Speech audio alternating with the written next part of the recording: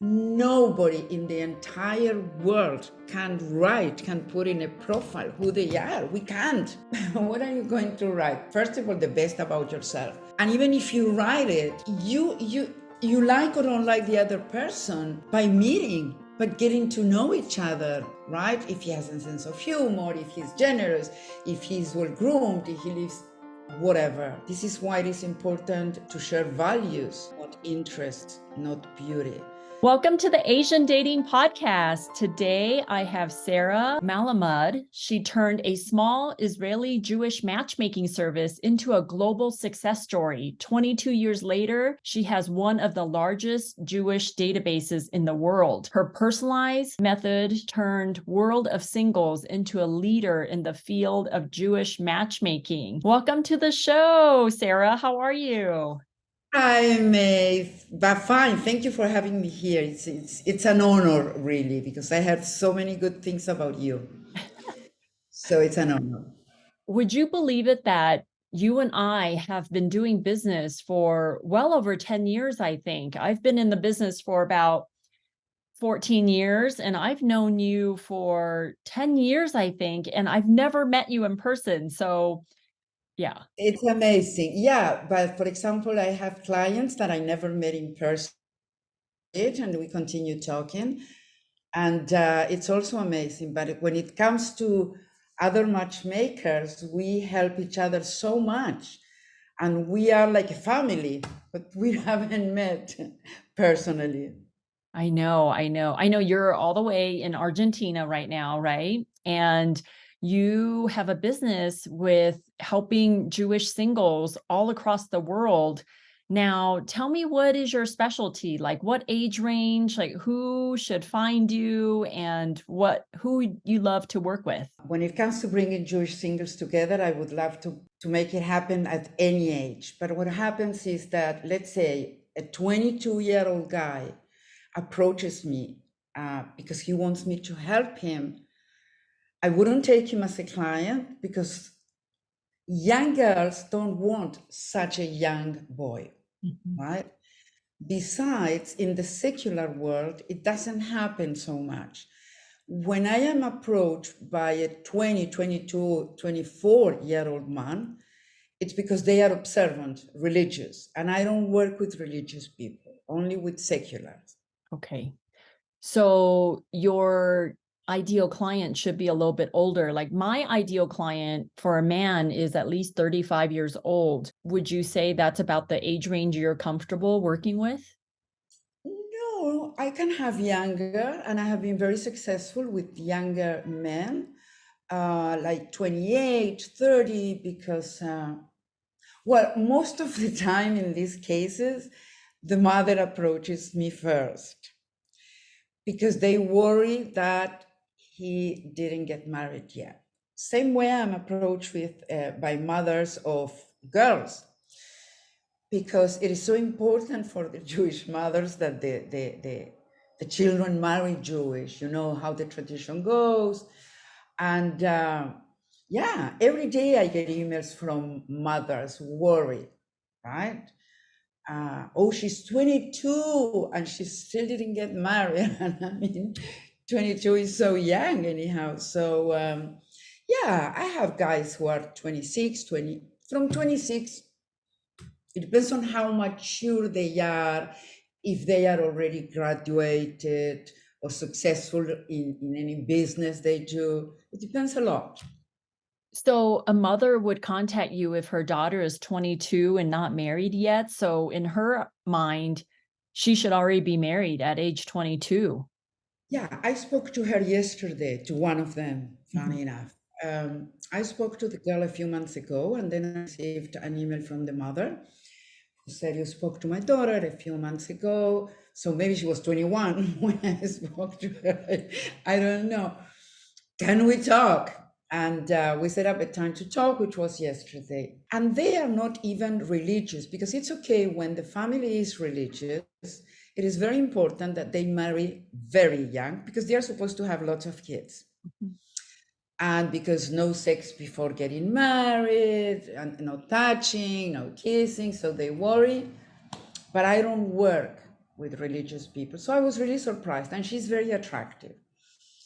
But yeah, she's worried. But more than anything, I think that what parents worry is that they go to internet and they waste too much time searching on the internet. They worry that the person they meet may not be Jewish. Mhm. Nowadays, it's kind of dangerous also. You don't know who you meet.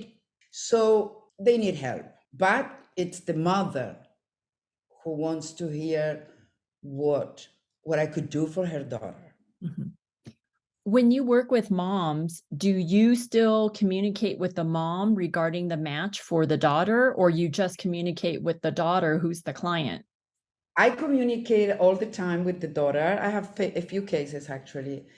But sometimes the mother writes to me, well, my daughter met John, and John said, and she said, and it's kind of difficult.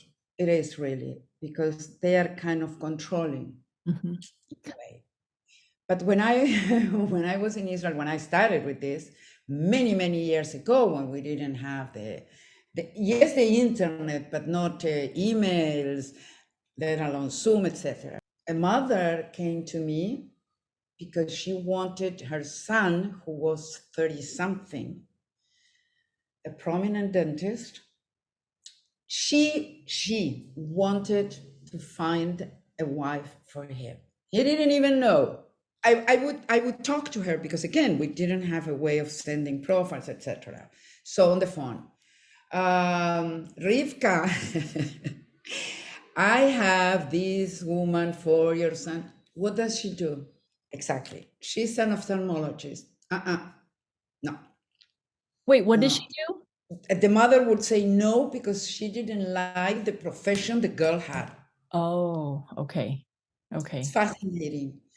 Okay, I have this one. She's, I don't know, a radiologist. No, no. My son studied for many years and he's a prominent dentist. So I was, what does she want? A brain surgeon? And he didn't know that the mother was with a matchmaker working to find a wife for him. So it was so hard. Once she said yes, she would call the son and said, Jacob, I went to the hairdresser and I met this woman who has a beautiful daughter or niece or friend or whatever, and I think you should meet her. And I had to tell the girl, when you meet him, do not say that there is a matchmaker working. This was many years ago when we didn't have this kind of communication. But 1 month ago, the mother of a beautiful woman in California wanted to do the same. Yeah. And I said, I can't. Yeah. I can't. It's too much work. I mean, she has to approve. If she approves, she has to send it to the girl. If the girl says yes, she said, I mean, it was like working for three people Right. at the same You're time. completely right, Sarah. I actually, as of last week, decided I am not going to take money from mothers or fathers. If they want to pay for the matchmaking, it has to come through the client, which is the son or the daughter, who actually has to approve it as well. And I just work with the client. I actually totally understand what you're saying. It's too much. It's the parents are so overbearing when they hire you and they expect miracles. And don't get me wrong, I've set up 2 or 3 guys that the father hired me and it worked out well, but I was just talking to the client, not the father. And I was telling Different, yes. the client needs to update his parents because I'm not going to talk to the parents. And yeah, I totally get what you're saying. I think it's very interesting that the Asian culture is actually very similar to the Jewish culture, where the mom or the dad are like, I want grandkids. I need my daughter to meet someone great. And she went to school. She has a great education. She has a great job. And so it's very similar. So, I didn't know that parents worry about their children getting married and marrying into the same culture. Yeah, very, very important for the Asian culture, and it sounds like for the Jewish culture. So that's excellent. So what are some things that you've learned since 2001 that you've been doing this? What is something that you've learned that would help your Jewish clients knowing what you know today? I learned a lot and I know a lot about this, but the problem is that, because it is a problem really, that they think singles, I don't think it's only Jewish, they think they are hiring David Copperfield, a magician. They come with a fantasy and they give you a wish list. In the Jewish culture, we talk about the basher, which is the soulmate. And when they say no shorter than 6, no bigger, this color of hair, I say, how do you know your soulmate is like that? If we are talking about the soulmate, you don't know. And they refuse to talk to whoever doesn't fit the idea that they have who will make them happy. Mm-hmm. They think that this type of man, like, it's okay if you tell me successful, kind, of course, who doesn't want a kind man, right? Generous, who doesn't want a generous man? But if they don't see everything written on the profile, they don't want to talk. Mm-hmm. And what I tell my clients is profiles mean nothing. Right. Photos mean nothing. Nobody in the entire world can put in a profile who they are. We can't. What are you going to write? First of all, the best about yourself. And even if you write it, you like or don't like the other person by meeting, but getting to know each other, right? If he has a sense of humor, if he's generous, if he's well groomed, if he lives whatever. This is why it is important to share values, Mm-hmm. not interests, not beauty. But I learned a lot and I learned nothing because after 20 years, I mean, you know how it is, May. People say, oh my God, what an interesting job. Yes, as interesting it is, but hard, because finding love is the hardest thing in the world. And they talk to the matchmaker and immediately they go to order the wedding cake because they pay. So of course she has to find my husband or my wife. Then there is the man who thinks he's God's gift to women, and you send the most beautiful woman. Not my type. Yeah.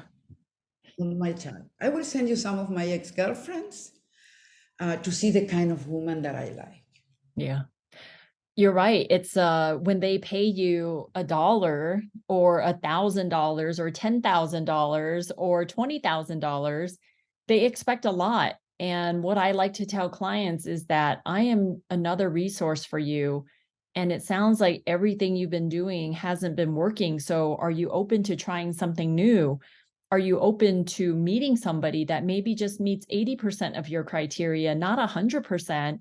And just because you pay me doesn't mean I have some magical stick that can just wave it and it come true. So you're right. But matchmaking does sound like a sexy job, right? It sounds fun. It sounds different. Yes. You go to a networking function and everybody wants to talk to you because you're not a insurance broker or financial planner. Not that those jobs aren't They great. don't run away from you.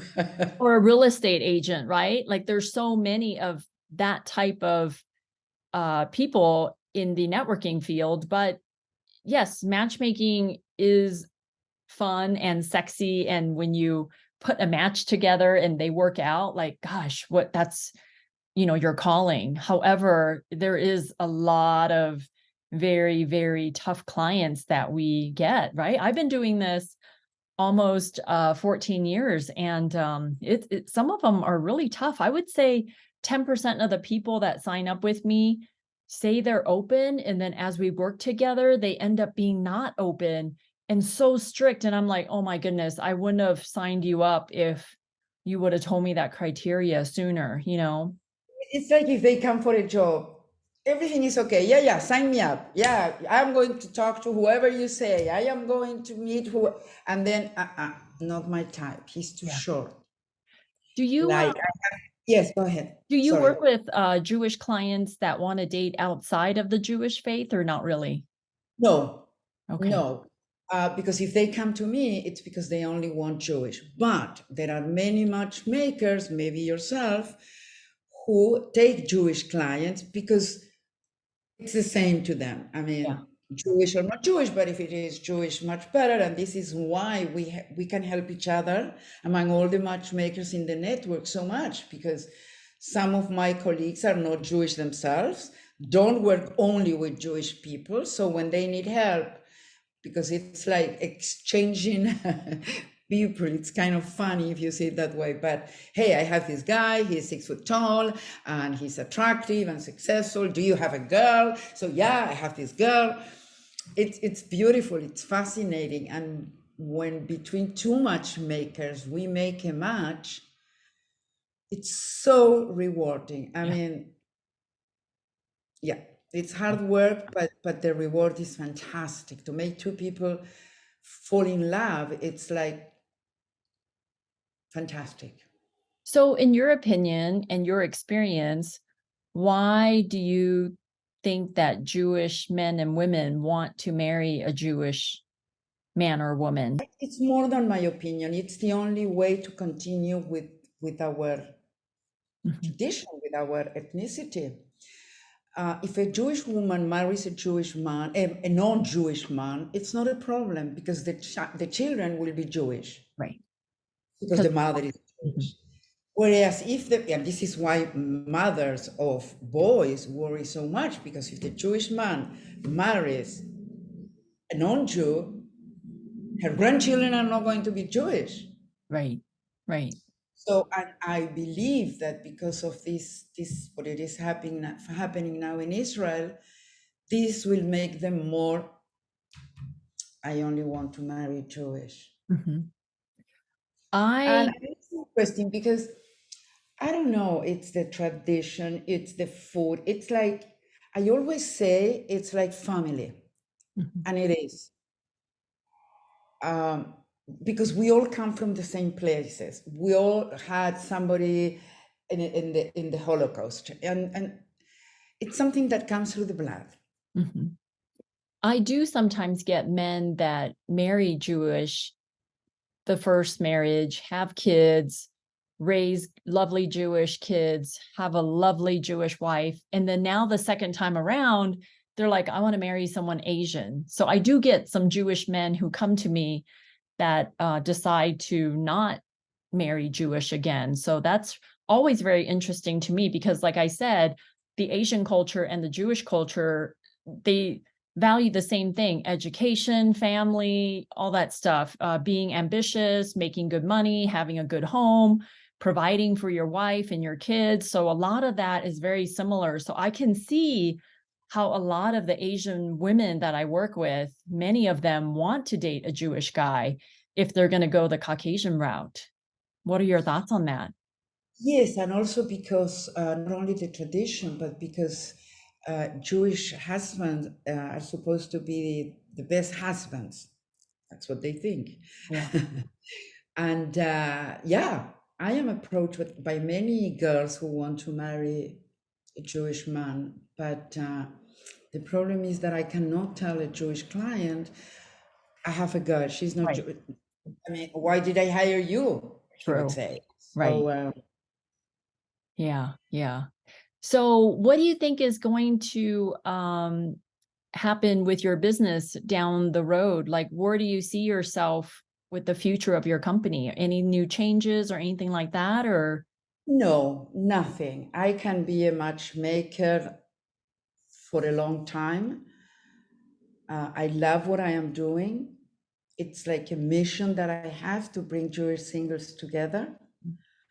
Uh, Again, now more than ever, yeah. because of the situation. I wasn't brought up, even though that I'm Jewish 100%, family, ancestors, everybody, I wasn't brought up as a Jew. I didn't even know that I was Jewish until I was 49. What do you mean? I didn't know that I was Jewish because of the assimilation. When people left concentration camps and lots of these anti-Semitism countries, etc., they didn't want to be seen as Jews. They didn't want anybody to know they are Jewish. Mm-hmm. They were Jewish. So they would change the last name sometimes. There are millions. They would marry somebody who is not Jewish. They wouldn't go to Jewish school. Nothing to do with Jewish. So my parents got divorced when I was very young, and my father remarried a woman who was not Jewish. So I used to go to church with her. I went to a Catholic school. I didn't know. And also, if I had a feeling, I wouldn't say it in the school or to anybody. Why? Because in those days, to have divorced parents and being Jewish, it was a no. I wouldn't have any friends. Oh, I see. I see. In fact, my first name is Sarah. My second name is Diana. And all my friends from childhood call me Diana because I never let anybody know that I was Sarah because it was a very Jewish name. How did you find out at 40 something years old? You always have that feeling, and it was Yom Kippur, which is the day of repentance, the day of repentance. And I went to a synagogue in Buenos Aires, a very, very famous synagogue,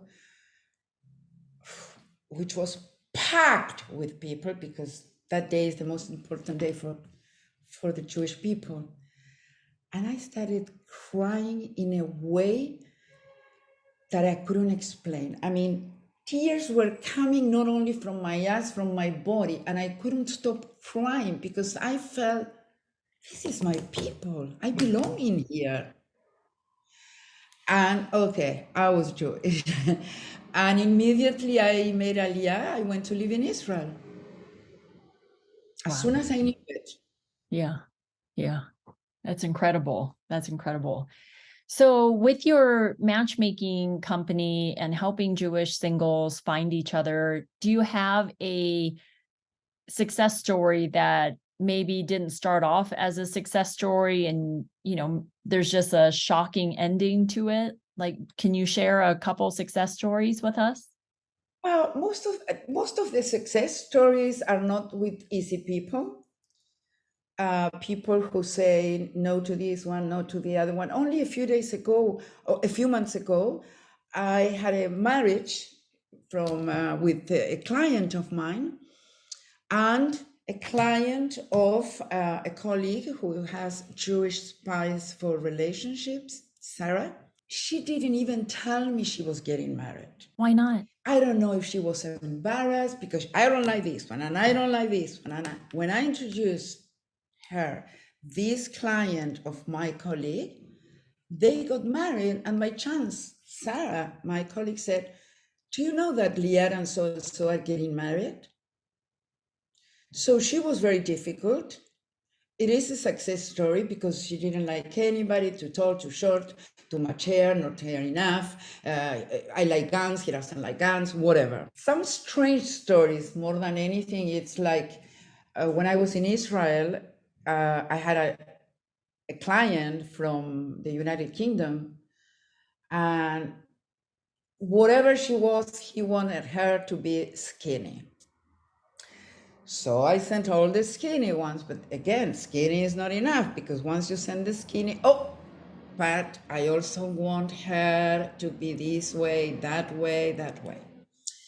So looking at the profiles, I come across this woman that I thought, gosh, she would be a perfect match for him.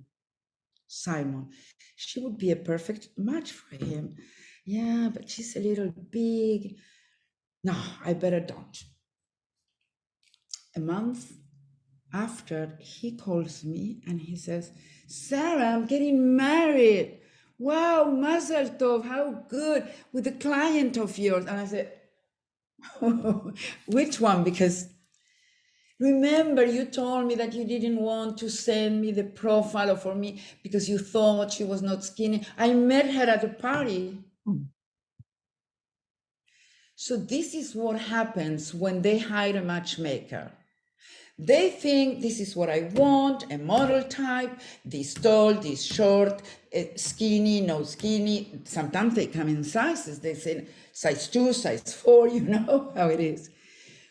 And because he met her on his own, if I had sent her, he wouldn't have liked her. Right. He would have found something not to like her. But he met her at a party organically, so he gave her Organically. Right. And she mentioned she was my client. He said, Right. I know there's many times that I look at my former client's Facebook page or something, and I have found marriages on there that they didn't even tell me about. And I just stalk them on Facebook and I'm like, oh, wow, you guys end up getting married. That's weird that they didn't even tell me, nor would they tell their friends, right? Because they are still a I little get embarrassed. they're still embarrassed by hiring a matchmaker, even though what 80% of the people are meeting online now, and that's totally acceptable. But working with a matchmaker is still not 100% acceptable. It is becoming now. I remember in the past, people, especially women, used to ask me, what kind of clients do you have? Losers, I guess. Who goes to a matchmaker? And it's all the way around. Successful people come to a matchmaker because they don't have the time to be looking for online. They need hours. You know what? It's like everything. You need an apartment. You can look on your own, go to the listings, etc. Or you can relax and do whatever you have to do, and you hire an agent. Right. You say 3 rooms, 2 bathrooms, whatever. I will show you the apartments. You tell me if it is good enough for you. Yeah. So this is the same. People need a professional. I agree. Also, one of the things is that why I think internet has ruined lives of singles in general, not Jewish. It's because they swipe. No, I don't like the photo. No, he's a vegetarian. Next. Right. Next. Whereas working with us, when they say, no, tell me why. Right. Is it the photo? Is it the profile? Is it worth it to have a phone call, to meet in Zoom? What have you got? Otherwise, they keep swiping and years go by and they keep swiping. So, yeah, this is why matchmakers, and on the contrary, it's not for losers, as I said before. Yeah, I totally agree because men would only hire a matchmaker if A, they can afford it, right? Because it's not the same as online dating. It's not free. And it's for people who value time more than money. And those are the guys that I love to work with, are the ones that admit they want to find somebody, the ones that admit and say, I want to find a wife, I want to find a girlfriend through you. I am open-minded. Like those are the ones that I can match and I have the most success with. The ones I get who are so picky, and when they ask me what my success rate is, I'm like, you are so picky. I just showed you 6 women and you like one of them. So my success rate is probably not going to be high with you. And I let them know, like, it's just, if you're so picky, you're just getting in your own way. And, but yeah, I agree. People who hire a matchmaker, A, they're ambitious and have money and have the income to do it. So I think it's great that women go out with a man who hired a matchmaker, right? Like Absolutely. automatically he's more successful than your average guy. So A successful man doesn't have time to be on a dating app, search. They don't want to post their photo. Of course, what if she is a patient of mine? What if she is a client? They can't do that. Yeah. They post horrible photos. They don't know because we advise what photos to use, what you write on the profile, what you don't write, etc., etc. So it's the whole assistance, right? Like that photo is not good. You don't come up good in photos. Hire a professional, etc., etc. So it's the whole thing. It's not just the introduction. Right. And a successful man or woman are not going to be searching hours, and they have to work. This is why they're successful. Do you have your clients take professional photos, or do you show photos when you match? I show photos. I know many matchmakers are not doing it anymore because it's really much, much harder. Mhm. But I don't know. I mean, I never tried blind dates, and I don't think they will want because they say, okay, I go on the internet and I have photos. Right. Do you show photos? Yes, I have my clients take a photo session with a photographer in their city, and they make a world of difference. I mean, I even take professional photos for my website and for my own LinkedIn profile, that kind of stuff. So I get it. They're not glamour shots. They're not going to make you look completely different. It's just enhances your look with the right lighting, with wearing the right Exactly. clothes, the right pose, Yeah. I'm going to tell you a secret from many, many, many, many years ago. When I started working and I was in Israel, I had this girl who wasn't very attractive and she was quite big. And I said, nobody's going to like her. So in those days, because we didn't know how to do these things, there is still a company called Fiverr Yes. that they have different, Fiverr. And I sent the photo to one of the Fiverr guys to make her slimmer with Photoshop. Yeah. Did it work? And I didn't care. Yeah, because when they meet, it doesn't matter. It could be that she's very slim and it matters because she doesn't have the right personality. But because photos are so important, it's not that we are going to make you look different. It's not that it's, as you said, to enhance the right lighting, the right clothes. People don't have a clue. Right. Yes, I do online dating for a couple of female clients right now. I only take on male paying clients. So when women want me to help them, I put them online and I coach them, and I would still match them if I had a guy in my database. But for most part, I'm looking at men's online dating profiles and they are so bad. Like, if the guys want to get dates, they need to put in the time to put their profiles on there. Yeah. And It's you, like, yeah, this is it, right. whatever. They Like need it, to otherwise, they need to have sentences, complete sentences. They need to capitalize the word, use periods, like all that basic stuff. I mean, I could really help them edit their profiles if they wanted to, because they are so poor. And yeah. I guess that's why, Match.com and Our Time and all those companies make so much money, because the people are doing online dating. They're just not getting any dates. Yeah. No, and how about these profiles that say, if you want to know about me, get in touch. Right. Like, say Yeah. nothing about yourself. If you want to know about me, get in touch. The Right. man with the fish. The man or the woman with the Eiffel Tower, and you can only see the Eiffel Tower. You don't see where they are because they are miles away. I know. They're so bad. They're so bad. But Lovely t-shirt. I mean, well, Sara, thank you so much for your time. I am so glad we got to meet finally. And I know we are so lucky because we are a part of two matchmaking networks where we get in touch with over 500 matchmakers in one group and maybe over 1,000 in the other. So yeah, Sara, can you tell people how to find you? And I'll put all the information in the show notes, but just any last minute words of advice, okay. how they get The, into. the, the web is worldofsingles.com. And my email is Sara, S-A-R-A, at worldofsingles.com. That's it. I love it. So Jewish men and women out there all across the US or all across the world, the globe, please contact Sara if you need help. And for men out there, if you're looking to hire a matchmaker to help you find a lovely Asian woman, please contact me at twoasianmatchmakers.com. I'd be happy to help you. See if I can help you get some better photos, maybe help you dress, help you gain some confidence, whether you're doing online dating or need to hire a matchmaker, I'd be happy to help. So, well, thank you, Sara, for joining me on the Asian Dating Podcast, and I will talk to you soon. Bye.